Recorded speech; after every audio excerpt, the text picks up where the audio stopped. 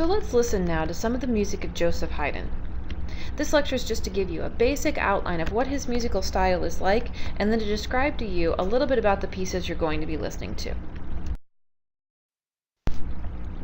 Haydn's style was very much a popular style. He was the first great classical composer, and once he was established at the Esterhazy court, he had the ability to write tons of music in these popular styles. Remember, audiences back in the day really thought the form was the most important part of a piece of music. Audiences knew the forms. They knew sonata form, rondo form, the classical symphony, the classical concerto, and they expected these forms from great composers. It's why Haydn was so popular. His music used all of these forms and used these forms exquisitely. But the thing that made him greater than other composers was that he was able to write jokes and unexpected, interesting things into these forms. He would create unexpected pauses or surprising dynamic changes, anything to increase the level of excitement for a performance. So he was really a master of these classical forms and added even more to them with his obvious ability to create exceptional music. Audiences responded to it very well. Haydn wrote 104 symphonies and 68 string quartets among the other music he wrote during his life. He actually invented the string quartet. He was the first to really consider it to be an important genre, important grouping of players, and that's why he wrote so very many of them. Mozart and Beethoven, of course the other two composers we're going to talk about, really were inspired by his writing in the string quartet genre and in the symphony genre, and they then wrote a ton of them themselves. Haydn wrote in all the classical forms: operas, oratorios, symphonies, quartets, concertos, sonatas. Anything that was a popular form, this man mastered. It's why he was so very popular. And Haydn was very famous for saying that he believed art to be free. This was something that was a new concept, and he himself lived as a skilled servant his entire life. So to consider art to be free was quite innovative of him.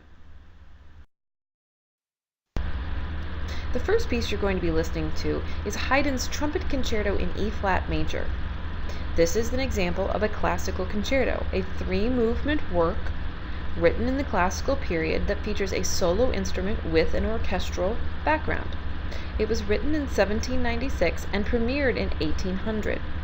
After its premiere, it was really never heard again because he wrote it for a friend to play. The friend played it for the premiere.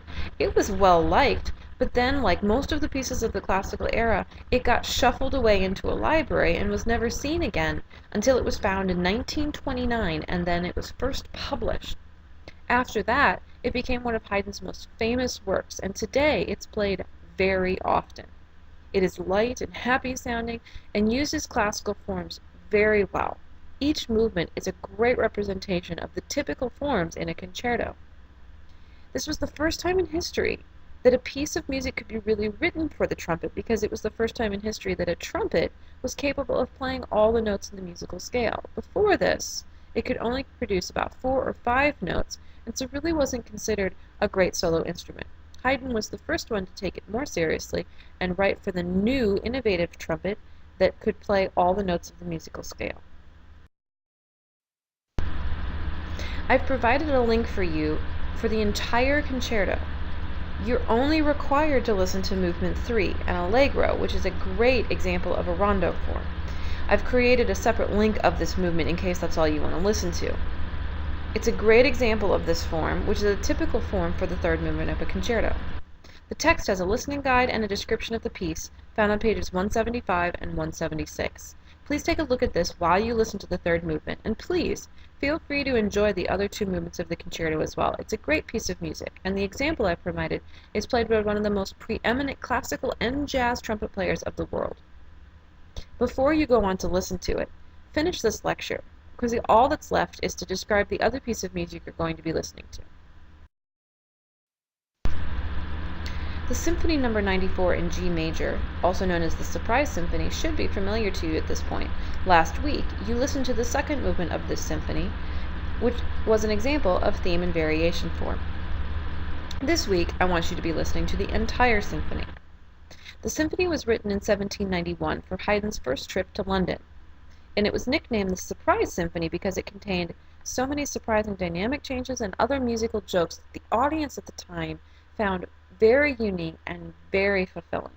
They loved this symphony just as they loved most of his others. It is a very typical classical symphony using classical movement forms, and it's about 23 minutes long. The first movement is an example of sonata form, the second, as you know, of theme and variation form, the third is a minuet and trio form, and the fourth is a sonata rondo form. Audiences in the classical period loved the symphony, as I said, but audiences today still love this as well. When you see it performed live, it's very exciting and it's very fun to listen to. You are required to listen to this entire symphony. It's only a little over 20 minutes long, so it shouldn't be that hard to get through the whole thing. You've already heard movement 2, so if you must, you can of course skip movement 2 and simply listen at this point to movements 1, 3, and 4. I've created a link for the entire symphony and then links for the separate movements just in case you want to track between the different movements. By listening to the entire symphony, you will have a better idea of what a classical symphony sounds like and can better understand Haydn and his music. And that's the point. When we listen to one movement at a time and never listen to a full piece of music, we never really understand what a full piece of music feels like or sounds like, and we never understand how it can affect us as a human being. We never really understand where the music is coming from and the person who wrote it. So, for Haydn, listen to the Trumpet Concerto and listen to the Surprise Symphony. I hope you enjoy both pieces. Once you've listened to both pieces once or a few times, please move on to Mozart and his music.